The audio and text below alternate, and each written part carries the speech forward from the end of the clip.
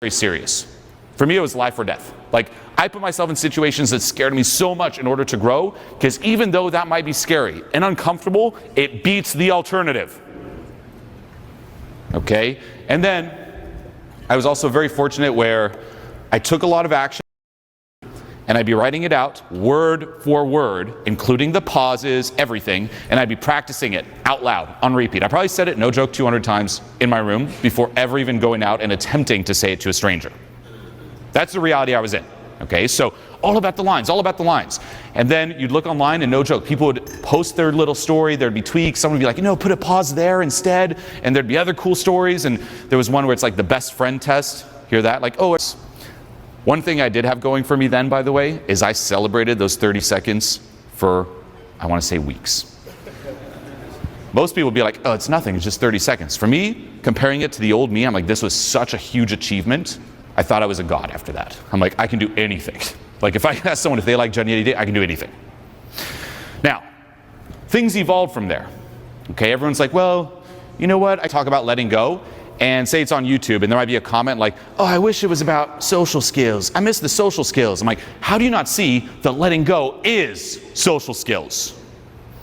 That's the latest technology. But funny enough, will take care of 80% of social skills. And you got to differentiate here too. When it comes to social skills, there's 80%, which is around, say, state management. And then there's 20% a bit more tactical, technical stuff. Same with, say, sales, so on and so forth, right? There is some tactical stuff like, okay, what's the situation, logistics, da-da-da-da-da. Yeah, you still need that. But all the advice, the other 80% around getting yourself into a good mood, feeling confidence, not getting stuck in your head, being grounded, not being the most reactive person, all of that, letting go. And we have to realize that the quality of your social skills has much more to do with what you remove than what you add on. As if I'm about to tensing up, no joke, started turning pale. I'm like, come on, and started giving him a bit of a shove, like, come on. Hanging on to the table for dear life, like as if I'm about to push him out of a plane. That was his response. That there has nothing to do with the external. That's something inside of him that got activated, that got triggered. Now we think this is bad, but getting triggered is actually amazing. Why? Because one of those things you've been resisting is now coming closer and closer into your awareness, into you re-owning it and re-embodying that. And this here is where letting go or releasing comes into play.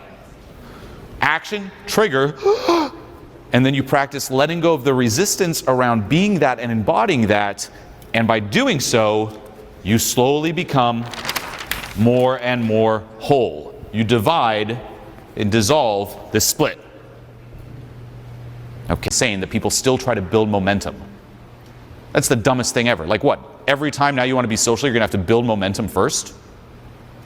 I know people even too, it's like they have a date and they're like, before my date, I got to go say hi to some people to build momentum.